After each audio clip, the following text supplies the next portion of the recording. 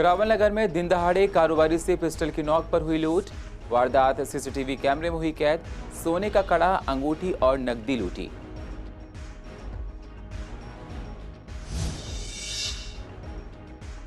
गांधीनगर में पुलिस के हाथ लगी बड़ी कामयाबी। 72 शराब की पेटी पकड़ी। दिल्ली से हरियाणा ले जाई जा रही थी शराब।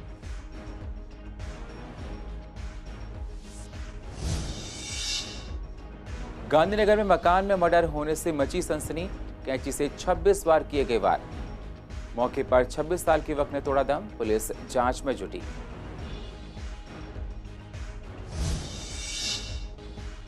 खेड़ा गांव में पानी के लिए तरस रहे हैं लोग। पानी की पाइपलाइन तो पड़ी पर पानी की नहीं होती है सप्लाई।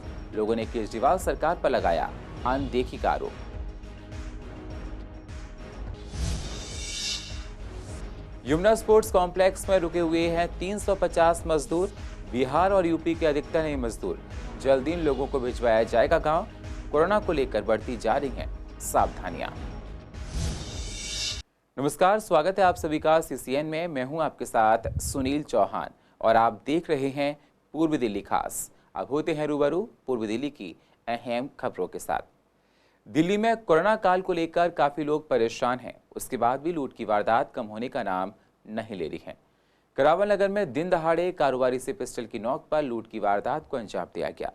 उत्तर पूर्वी दिल्ली थाना करावल नगर के अंतर्गत पांचाल बिहार इलाके में बाइक सवार बदमाशों ने एक कारोबारी से उसकी पहनी हुई ज्वेलरी और लगभग 18,000 रुपए की नकदी लूट ली।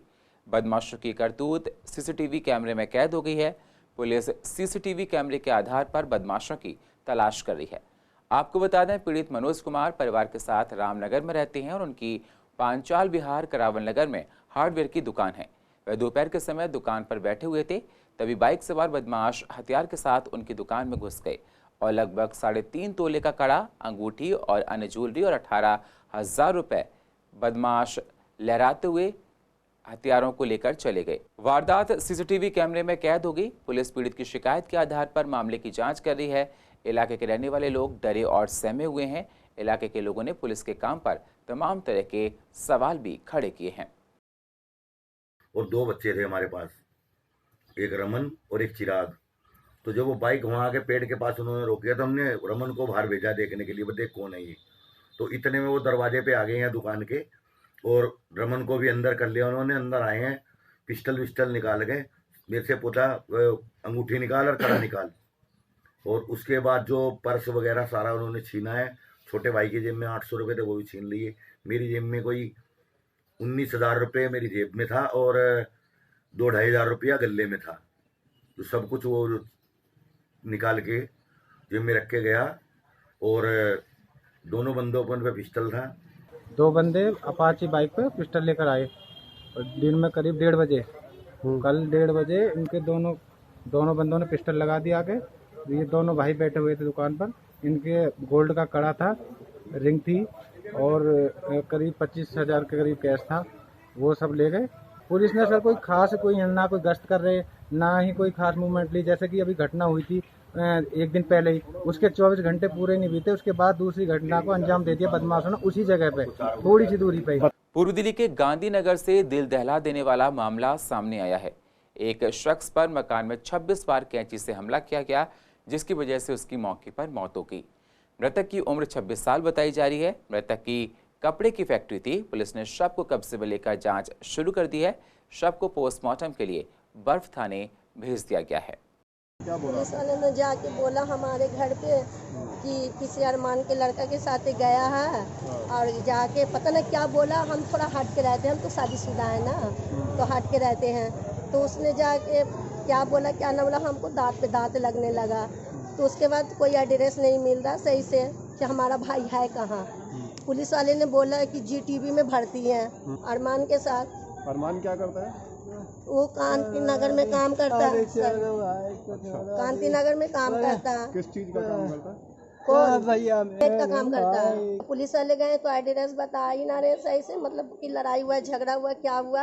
और उसने भर्ती है, बोले कि भर्ती है। पूर्व दिल्ली के खेड़ा गांव में लोगों को पानी ना मिलने की वजह से तमाम तरह की परेशानियां उठानी पड़ रही हैं।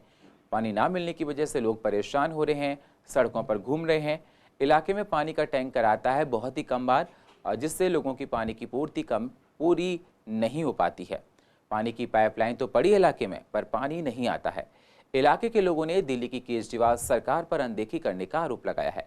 इलाके के लोग पानी के लिए तरस रहे हैं। टैंकर आने के वक्त लोग सोशल डिस्टेंसिंग का पालन भी नहीं करते हैं, जिससे लोगों को कोविड-19 का भी डर सता रहा है। यहाँ पर सर ये दिक्कतें बहुत ज़्यादा पानी की होती हैं। आप लोग तो यहाँ पर आ गए हैं मौजूदा टाइम पर ही, देख लो कितनी भीड़ है, क्या है क्या नहीं है। एक टैंकर आता है ये पानी का और यहाँ पर समझ लो महामारी पानी की फैल जाती है। पानी की पाइपलाइन हमारी पड़ चुकी है यहाँ पर, मगर अभी तक चालू नहीं हुई है पानी की पाइपलाइन। हमें ये सिर्फ पीने का भरना है। ये देखो कितने बर्तन है और इसके लिए 1 घंटा लाइन लगाऊंगी तो पानी मिलेगा पीने का। सुबह का आता था टैंकर, वो भी नहीं आता, उधर आता था वो भी नहीं आता। वैसे तो केजरीवाल इतना काम कर, वैसे ये जीसी वाले कुछ करते हुए नहीं। 50 बार में इंटरव्यू दे चुके हैं कि कुछ भी नहीं करते, आज तक हमारे लिए कुछ भी नहीं हुआ है। अरे भैया देख लो, यही दिक्कतें आती हैं, ऐसे ही एकदम इकट्ठे हो जाते हैं भरने के लिए और फिर टैंकर वाला लेके भागने लग जाता है। यही दिक्कत है। पाइपलाइन बिल्कुल नहीं है यहाँ पे, इसलिए तो दिक्कत है इतनी। इसीलिए तो ऐसा होता है, ये पुल के नीचे झुग्गियाँ जो डली हैं इनके वजह से ज़्यादा दिक्कत है। टैंकर मंगवाते, लाइन लगवाते नहीं, यहाँ भीड़ देखिए आप, सोशल डिस्टेंसिंग का पालन नहीं किया जा रहा है। दिक्कत ही दिक्कत है। अब यहाँ ऐसी महामारी चल रही कोरोना जैसे, इन्हें छुएंगे हमें भी हो जाएगी बीमारी। हम तो इनकी पब्लिक सेवा में लग रहे हैं। पूर्व दिल्ली के गांधीनगर में पुलिस ने 72 शराब की पेटियां बरामद की हैं। ये छोटा हाथी दिल्ली से हरियाणा जा रहा था, तभी पुलिस ने इसको पकड़ लिया। पुलिस ने ड्राइवर को पकड़कर पूछताछ शुरू कर दी है। पुलिस हर एंगल से इस मामले की जांच कर रही है। कोविड काल में आम मरीजों की परेशानियां चरम पर हैं। दिल्ली में बहुत से अस्पतालों को कोविड-19 के लिए कर दिया गया है, जिससे और बीमारियों के लोग इलाज के लिए दर दर भटक रहे हैं। दिलशाद गार्डन के एक लड़की जिसके लिवर में स्टोन था, उसके बाद कैंसर बन गया और कैंसर हड्डियों तक फैल गया। उसके बाद भी परिवार वाले इलाज के लिए अस्पतालों के चक्कर काट रहे हैं। इलाज न मिलने से परिवार वालों का हाल बेहाल है। रो रो कर बुरा हाल हो चुका है उन लोगों का। परिवार वाले जीटीबी, आरएमएल के कई चक्कर काट चुके हैं, लेकिन उनको इलाज की सुविधा कहीं नहीं मिल पा रही है और लड़की की हालत बहुत नाजुक हो चुकी है। डॉक्टर तो दवाई दे देते हैं और घर भेज देते हैं। EWS के थ्रू किसी अशोक अग्रवाल जी हैं, उन्होंने हमारा साथ दिया थोड़ा, तो हमारा ये EWS के थ्रू हो गया यहाँ पर। इन्होंने हमें 15 दिन हमारे वैसे बर्बाद कर दिए धर्मशिला वालों ने। जब हम वहाँ पे लेके गए तो एडमिट नहीं किया, कहने लगे कि अब ऐसे ही इलाज चलेगा। कैंसर है, अब इतना कैंसर हो गया कि ये चल फिर भी नहीं सकती। पहले ये चलती थी, मैं पैरों से चल के आती थी, आज की डेट में ये पैरों से चल भी नहीं सकती। मेरे बच्चे को कोई खास परेशानी नहीं थी, पहले उसमें पित्ते में पथरी थी, उसी के चक्कर में इसका इलाज कराया। जीटीबी लेके गए, उन्होंने डेट दे दी कि 6 महीने बाद आना, दर्द कम हो जाएगा तो, या दर्द हो बीच में तो ले आना। अब बीच में दर्द हुआ तो हम लेके गए, उन्होंने चेकअप लिख दिया। अब चेकअप में भी लंबी लंबी डेटें देते हैं ये लोग। अब वो चेकअप कराए तो उसमें ये सामने आया कि लीवर में कैंसर फैल गया, उससे हड्डियों में आ गया है। चेकअप में इन्होंने 2-3 महीने निकाल दिए, किसी ने दाखिल नहीं करा। हर अस्पताल में लेके मैं भागा, हर अस्पताल में कह दिया कोरोना का मरीज है या कोई डॉक्टर नहीं है कैंसर का, बड़े हो कोई दूसरे अस्पताल में जाओ। वहीं अगर आप एम्बुलेंस में हैं तो ऐसे में आपको हॉस्पिटल जल्दी पहुंचना बेहद ज़रूरी होता है, लेकिन जीटीबी अस्पताल की क्रॉसिंग के पास रोड पर लगा ओवरलोडिंग व्हीकल बैरिकेड्स बड़ी एम्बुलेंस के निकलने में परेशानी का सबब बना हुआ है। यहाँ से जीटीबी हॉस्पिटल की इमरजेंसी गेट की दूरी लगभग 1.5 से 2 किलोमीटर है, लेकिन ओवरलोडिंग व्हीकल बैरिकेड्स के लगे होने से बड़ी एम्बुलेंस को 4 से 5 किलोमीटर एक्स्ट्रा घूम के हॉस्पिटल तक पहुँचना पड़ रहा है। कोरोना काल में लगातार संक्रमित मरीजों की संख्या बढ़ती जा रही है। ऐसे में कोरोना वॉरियर्स के कंधों पर बेहद बोझ आ चुका है। वहीं सरकारी एम्बुलेंस के अलावा प्राइवेट एम्बुलेंस को भी इस काम में लगाया गया है, मगर जीटीबी अस्पताल के पास लगा एक ओवरलोडिंग व्हीकल बैरिकेड्स यहां से निकलने वाली एसी की बड़ी एम्बुलेंस के लिए बाधा बना हुआ है। मैं यहाँ जीटीबी हॉस्पिटल में अपने फादर को लेके आया हूँ। सैम्पलिंग करवाई है इनकी कोविड की, पर यहाँ पे इनकी हालत ऐसी है कि यहाँ पे कोई एडमिट करने को तैयार नहीं है। यहाँ पे डॉक्टर्स बोल रहे हैं कि बिना हम कोरोना पॉजिटिव अगर जब तक हमारे रिपोर्ट नहीं आएगी तब तक हम पेशेंट को एडमिट नहीं करेंगे। पर पेशेंट की हालत ऐसी है कि वो उसको सांस लेने में प्रॉब्लम हो रही है, उनके मुंह से झाग निकल रहा है, बेहोश है, वो खड़े होने की हालत में नहीं है। पर यहाँ पे भी मरने की हालत में छोड़ दिया पेशेंट को। यहाँ के एम्प्लॉइयों के पास पहली बात तो किसी पेशेंट को कोऑपरेट करने को राजी नहीं है, और दूसरी चीज़ इनके पास ना तो कोई फैसिलिटी दी गई है और ना तो यहाँ का कोई डॉक्टर या कोई स्टाफ इस बात के लिए किसी पेशेंट को एडमिट करने के लिए राजी नहीं है। कोरोना काल में सरकार वो हर संभव प्रयास कर रही है जिससे मजदूरों को उनके घर तक पहुंचाया जा सके, और लगभग लाखों लोगों को हमारी सरकार घर पहुंचा चुकी है, मजदूरों को जो दर दर भटक रहे थे। अभी भी पूर्व दिल्ली के यमुना स्पोर्ट्स कॉम्प्लेक्स में 350 मजदूर फंसे हुए हैं। कॉम्प्लेक्स में सोशल डिस्टेंसिंग का पूरा ध्यान रखा जा रहा है। अधिकतर मजदूर यूपी और बिहार के हैं। लाखों लोगों को ट्रेनों और बसों के द्वारा लोगों को घर पहुंचाया जा रहा है। कोरोना को देखते हुए कॉम्प्लेक्स में हर सहायता मजदूरों की जा रही है। हमने झारखंड के लिए 81 लोग यहाँ से भेजे हैं जो झारखंड हत्या के लिए गए हैं, तो उसके बाद हमारे पास 350 की लगभग संख्या अभी भी है। और इनके लिए सभी व्यवस्थाएं पहले की तरह हैं। सुबह नाश्ता है, खाना है, दिन में लंच और रात को डिनर, हर तरह की सुविधाएं इनको, डॉक्टर की सुविधाएं भी हम दे रहे हैं। इनको हॉस्पिटल कोई परेशानी बढ़ जाती है तो हॉस्पिटल भी भेजते हैं। हमारे मार्शल्स इनकी पूरी सेवा कर रहे हैं। ये जहाँ के भी रहने वाले हैं वहाँ की टिकटें वहाँ की राज्य सरकारों से आती हैं और हमारी राज्य सरकार उसको अरेंज करती है।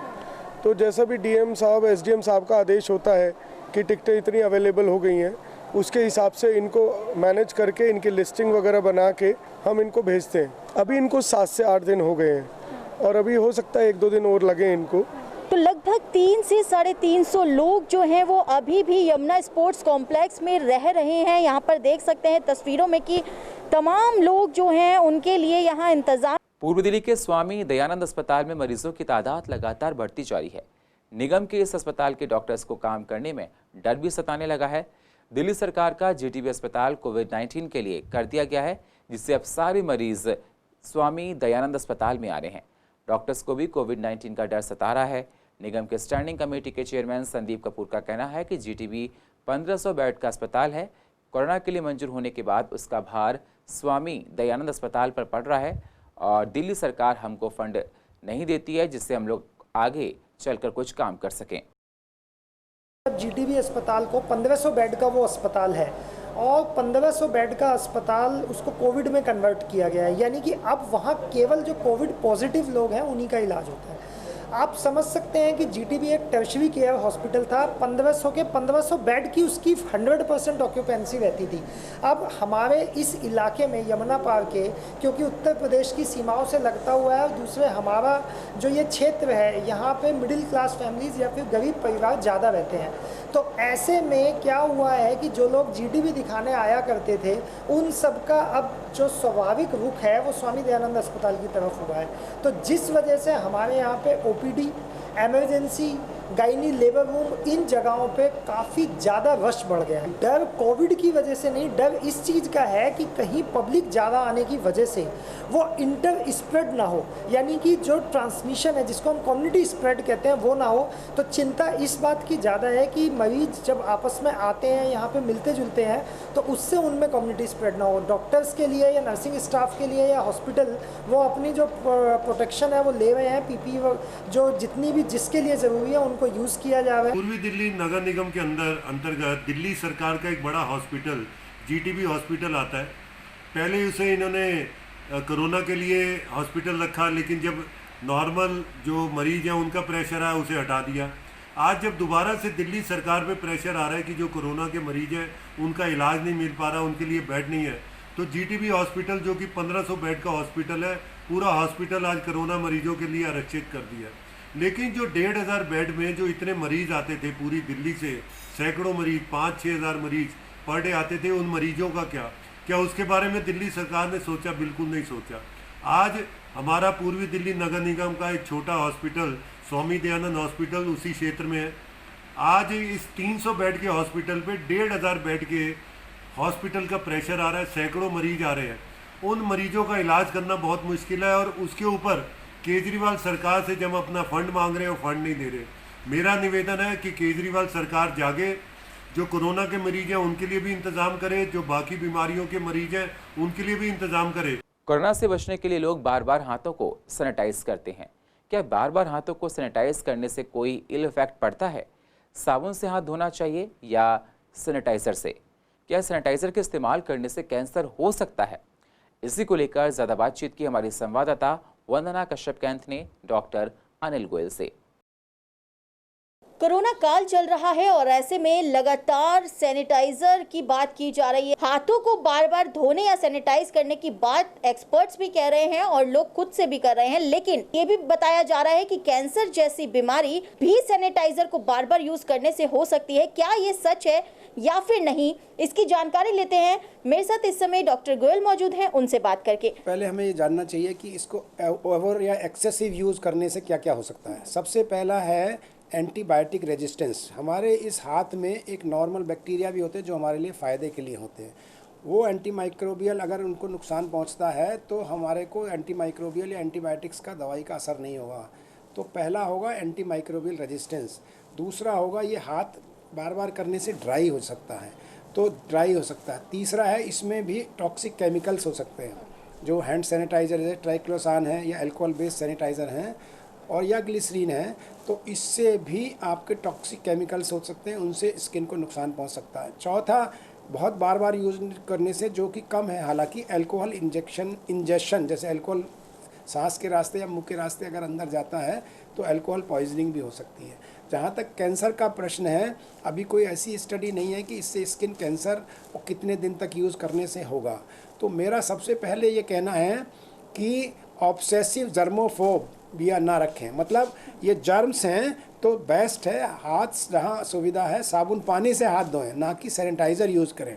कोई भी सैनिटाइज़र जिसमें कि अल्कोहल और केमिकल्स हैं निश्चित रूप से कुछ ना कुछ नुकसान ओवर यूज़ से कर सकता है। अगर विजिबली हाथ सॉइल्ड हैं तो सैनिटाइज़र का वैसे भी रोल नहीं रहेगा। नंबर 2, आप कार में बैठे हैं, ये नहीं कि आप आधे घंटे में बार बार हाथ डाल रहे हैं, तो अगर आप कहीं टच नहीं कर रहे हैं सरफेसेस तो बार बार हैंड सैनिटाइज़र का रोल नहीं है। तो आपको भी ये पता होना चाहिए कि कहीं आप गए हैं, कहीं उसकी सरफेसेस टच किए हैं, पोटेंशियली इन्फेक्टेड एरिया टच किए, तब आप सैनिटाइज़र का यूज़ करें। अननेसेसरी ओवर यूज़ ना करें। यहाँ पर हम सैनिटाइजर की बात कर रहे थे जिसमें ये कहा जा रहा है कि सैनिटाइजर को बार बार यूज़ करने से कैंसर हो सकता है। ऐसा तो कुछ निकल कर नहीं आया बातचीत में, लेकिन ये ज़रूर बताया गया है बहुत सी ऐसी प्रॉब्लम है जो हो सकती है, इसलिए ओवर यूज़ ना करने की सलाह यहाँ पर डॉक्टर ने दी है। कैमरा पर्सन मोहित के साथ मैं वंदना कश्यप कैंथ, CCN। आज वर्ल्ड इन्वायरमेंट डे था। पूर्व दिल्ली के सुख विहार सोसाइटी न्यू गोविंदपुरा स्थानों पर ट्री प्लांटेशन किया गया। इस अवसर पर कार्यक्रम के आयोजक श्री रमेश पंडित, जिला अध्यक्ष गुरचरण सिंह राजू, RW के मेंबर्स वीरन त्यागी, BP शर्मा, नरेश अड्डा, अशोक त्यागी, OP शर्मा, चरणजीत सिंह, करण लूथरा, विकास शर्मा मौजूद रहे और उन्होंने अपना संदेश भी दिया। पेड़ों को लगाने से वातावरण शुद्ध होता है, हम लोगों को स्वच्छ हवा में सांस लेने का मौका मिलता है। हर किसी को अपने बर्थडे पर, एनिवर्सरी पर, कोई भी अच्छे काम पर पेड़ों को लगाना चाहिए और एक अच्छा मैसेज देना चाहिए। लोगों ने आज पेड़ों को लगाया और एक मैसेज दिया। तो वर्ल्ड एनवायरनमेंट का मतलब ये होता है कि हम लोग प्लांट्स को लगाएं जिससे हमारा जो आसपास का एटमॉस्फेयर हो वो क्लीन रह सके। आज पर्यावरण दिवस है और मैं उसके सब लोगों को बधाई देता हूँ। आज सुख विहार के पार्क में हमने यहाँ रमेश पंडित जी ने मिलकर, त्यागी जी, यहाँ जाके सब लोग जो हैं प्रधान वगैरह जितने लोग हैं सब मिलकर यहाँ पर आज पेड़ लगाए हैं उन्होंने। और ये आज बहुत ज़रूरी है पर्यावरण के ऊपर हमें बात करना, क्योंकि आज जिस तरह का वातावरण और जो माहौल हमारे देश के अंदर हो गया है उसके लिए आज पर्यावरण को बचाना बड़ा ज़रूरी हो गया। जितने ज़्यादा से ज़्यादा पेड़ हम लगाएंगे, हमारे घर में कोई भी सुख दुख का प्रोग्राम हो तो हमें एक पेड़ जरूर लगाना चाहिए। किसी बच्चे बर्थडे हो, सुख हो और किसी की हमारी याद मनानी हो तो उसके लिए हमें एक पेड़, हम ये सोच लें, अपने मन के अंदर धारणा कर लें कि सुबह उठते सबसे पहले हमने एक पेड़ लगाना है और उसके बाद में कोई खुशी का त्यौहार, खुशी की बात कोई या कुछ भी बात हमने करनी है। पर्यावरण का आज हमारे जीवन में उतना ही महत्व है जितना कि हमारे जीवन। आज साथ ही साथ एक बात नज़र आती है कि आज हम पूरी इंसानियत आर्थिक व्यवस्था की तरफ भागती हुई नजर आती है, ना कि आज जो इंसान सिर्फ अपने लिए जीने का प्रयास करता है वो ये चीज़ भूल जाता है कि आज पर्यावरण के अंदर हमारे अलावा हजारों लाखों की संख्या में जीव जंतु हैं, वृक्ष हैं और जिनके कारण ही ये जीवन हम यापन कर पाते हैं। तो मैं आप लोगों से निवेदन करना चाहता हूँ कि हम इस पर्यावरण दिवस को ही नहीं बल्कि प्रत्येक दिवस को पर्यावरण दिवस के रूप में बनाएं, क्योंकि आज ये कोरोना जैसी महामारी से अगर आज हिंदुस्तान बचा है तो वो इसलिए बचा है कि हिंदुस्तान के अंदर जितनी ग्रीनरी है और उस ग्रीनरी के आगे कोरोना भी प्रस्त होता नजर आता है। हम जो पौधे लगाएं ये हमारी जिम्मेदारी है, हम इनको अच्छी तरह से पानी देंगे, रखवाली करेंगे और आगे इनको पूरा बड़ा करेंगे। और इसके अलावा भी हम पूरे जो इन्होंने हमारी को एक सराहना भरा काम किया है, तो जो प्रेरित किया है, उसको हम जरूर मेंटेन करेंगे। और पूर्व दिल्ली की अधिक जानकारी के लिए आप YouTube पर जाकर CCN को सब्सक्राइब करें और फ्रेश अपडेट लेते रहें। और फिलहाल पूर्व दिल्ली खास में इतना ही। बाकी खबरों के लिए आप बने रहिए CCN के साथ। तब तक के लिए नमस्कार।